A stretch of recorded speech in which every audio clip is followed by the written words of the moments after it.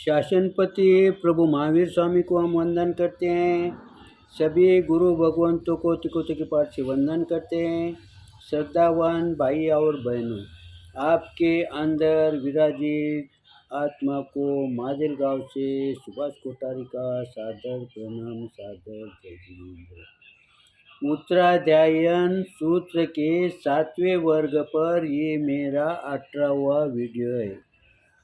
7वें वर्ग की हमारी 16वें गाथा का चिंतन कर रहे थे। गुरु भगवंतों ने 16वें गाथा में क्या कहा है? मानु सत्यम भवे मूलम लाभो देवगहि भवे मूलं छियेन जीवानम नरगतिरकतनम धुवम। गुरु भगवान 16वें गाथा के अंदर कहते हैं, मनुष्य जन्म में मूल में बताया है कि वह धर्म की कमाई, कौन सी कमाई की उसने? धर्म की कमाई, मोक्ष की साधना की। क्योंकि ये जो जीव है ये पीछे नहीं आएगा। अभी ये मोक्ष के राह पर बढ़े वाला है, ये अब पीछे नहीं आएगा। क्यों नहीं आएगा? क्योंकि उसने अपने मूल गुण, जो मूल गुण मृदुता, रुजुता, ये जो गुण है, ये गुण एक बार आ गए तो वापिस जाते नहीं। क्योंकि ये अनेक सद्गुणों को एकत्रित करते हैं या लाने में सहायक बनते हैं। और ये ऐसा जीव जिसके पास ये गुण होता है वो मोक्ष की साधना पर चलता है। आगे गुरु भगवंत कहते हैं कि वो पुण्योपार्जन, यानी वो क्या करता है? पुण्य में वृद्धि करता है। अब पुण्य उसे कमाना नहीं पड़ता, पुण्य करना नहीं पड़ता, पुण्य हो जाता है। इसीलिए गुरु भगवंत कहते हैं धर्म करने का नहीं, धर्म हो जाना। तो हो जाना यानी यहाँ पर पहले हमें पुण्य कैसा कमाना पड़ता है? मीठा बोलना पड़ता है। मीठा बोलना पड़ता है यानी बोलने की तरफ हमारा ध्यान रखना पड़ता है। अब हमें आदत लगती है नीचे ऊपर बोलने की, तो मीठे शब्द कहाँ से आएंगे?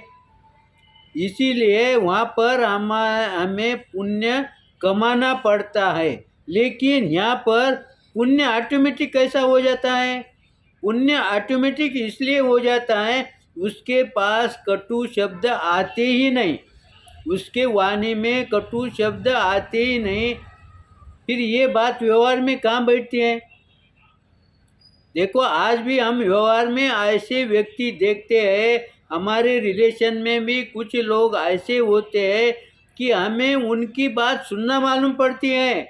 वो बार बार बोलने वाला हमें अच्छा लगता है। वो कब तक भी बोले तो हम थकते नहीं, हमें उनकी बात सुनने में रस आता है, मधुरता आती है, क्योंकि उनकी वाणी मृदु होती है। इसीलिए ऐसा साधक, ऐसा वणिक, ऐसा जीव ये मोक्ष के मार्ग से आगे ही चलता है, ये पीछे आता ही नहीं।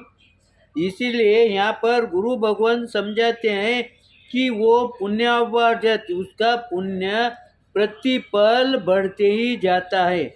आगे गुरु भगवंत क्या कहते हैं? मनुष्य भव ही स्वर्ग अपवर्ग रूप उत्तरोत्तर लाभ का हेतु है। गुरु भगवंत कहते हैं मनुष्य भव ही उत्तरोत्तर यानी बढ़ते क्रमांक में लाभ का क्षेत्र है। लाभ का क्षेत्र कौन सा है?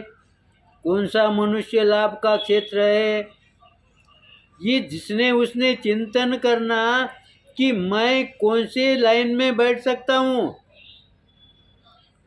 इसीलिए ऐसा मनुष्य ये प्रतिपल, प्रति समय, प्रतिदिन नहीं, प्रति वर्ष नहीं, प्रति समय, प्रतिपल वो कुछ न कुछ लाभ ही कमाता है। क्योंकि उसका चलना, उसका बोलना, हम खाली येष्णा समिति, भाषा समिति, हम खाली समिति याद कर लिए, रट लिए, 5 समिति के नाम बता दिए, हम पास हो गए, लेकिन वो व्यवहारिक हो गया। यहाँ पर गुरु भगवंतों को अपेक्षा कौन सी समिति की है, इसका ध्यान जिसने उसने करना। आगे गुरु भगवंत कहते हैं कि अनेक गुणों से विषय में सुख की प्राप्ति, यानी जो दूसरा मानव है वो मानव बना, वो देव बना, देव बन के वो वापिस कहाँ आएगा, वो वापिस मनुष्य जन्म में आएगा। अब देखो, पहले वाला भी मनुष्य भाव में आया है और दूसरे वाला देवगति का आयुष्य पूर्ण करके मनुष्य भाव में आया है। अब दोनों मनुष्य आपके सामने प्रस्तुत है, फिर दोनों में क्या फर्क है? अगर दोनों बातें करने लगे, बोलने लगे, तो आपको किसकी वाणी सुनना मालूम पड़ेगी, किसकी बातें सुनने में आपको रुचि आएगी। इसीलिए गुरु भगवंत कहते हैं कि हमें मनुष्य तो बनना है, लेकिन उसके आगे की सीढ़ी कौन सी है, हमें कौन सा मनुष्य बनना है। सिर्फ हमारा स्ट्रक्चर दिखने में मनुष्य बनने से हमें कोई लाभ नहीं होता है। इसीलिए हमें मनुष्य तो बनना है, लेकिन मनुष्य ऐसा बनना है कि हमारा पुण्य प्रतिपल वृद्धि हो, प्रतिपल उसमें लाभ हो, बढ़ोतरी हो। ऐसा मानव मनुष्य हमें बनने की अपेक्षा रखना चाहिए। बनेंगे या नहीं बनेंगे वो हमारे बस की बात नहीं है, लेकिन हमारा ध्येय, हमारे अंतकरण के अंदर कौन से मनुष्य की स्थापना करनी चाहिए, ये गुरु भगवंतों ने समझाया है। और तीसरा कहाँ जाएगा, तीसरे के बारे में अब मुझे कोई बात समझाने की ज़रूरत ही नहीं है, क्योंकि आपके ये ध्यान में आ जाएगा कि तीसरा मनुष्य कहाँ जाएगा, वो नरक गति में जाएगा। अब नरक गति में जाने के पश्चात वो वापिस कहाँ आएगा?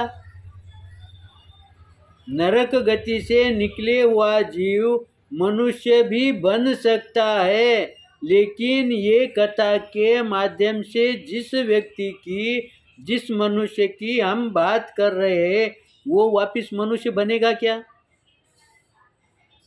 वो कदापि मनुष्य नहीं बनेगा, क्योंकि उसने अपने जीवन के अंदर सभी दुर्गुण मौजूद हैं, सभी दुर्गुणों से वो युक्त है।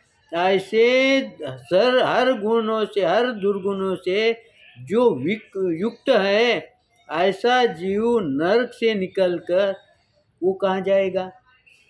वो तिर्यंच में जाएगा।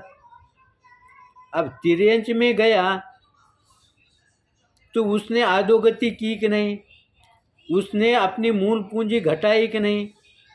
अब मनुष्य से वो तिर्यंच कैसा बना? उसकी इच्छा थी कि जाने की, उसने सिर्फ एक दोष को अपने साथ कर लिया, जिसके कारण सभी दोष आते गए, और सभी दोष आके वो मनुष्य से कहाँ चले गया? तिर्यंच गति में गया। अब तिर्यंच गति में भी उसने अगर स्वयं को संभाल लिया तो बहुत बड़ी बात है।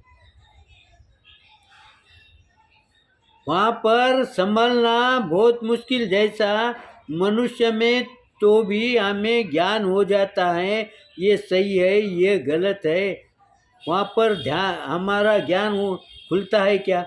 वहाँ तो सिर्फ भोग ही भोगना है, वहाँ पर कर्म ही भोगना है, क्योंकि कर्म वहाँ पर हम कर नहीं सकते। कर्म को जानने, अच्छे बुरे का ज्ञान है ही नहीं वहाँ पर। सिर्फ हमें क्या, जो सामने आया है उसे भोगो। पर स्वाध्यायन जीना पड़ता है। इसीलिए गुरु भगवंतों ने इस गाथा के माध्यम से हमें समझाया है कि हम कौन से मनुष्य है। इसका चिंतन जिसने उसने करना। क्यों करना? यदि तुमने चिंतन किया, भले ही तुम 2 मिनट 1 मिनट के लिए करो, तो भी तुम्हारी ज्ञान में निश्चित रूप से वृद्धि हो जाएगी। समय को देखते हुए मेरे चिंतन के अंदर कुछ विपरीत आया होगा तो आप क्षमा करेंगे, सही आया होगा तो लाइक करेंगे, शेयर करेंगे। इसी आशा के साथ ओम शांति।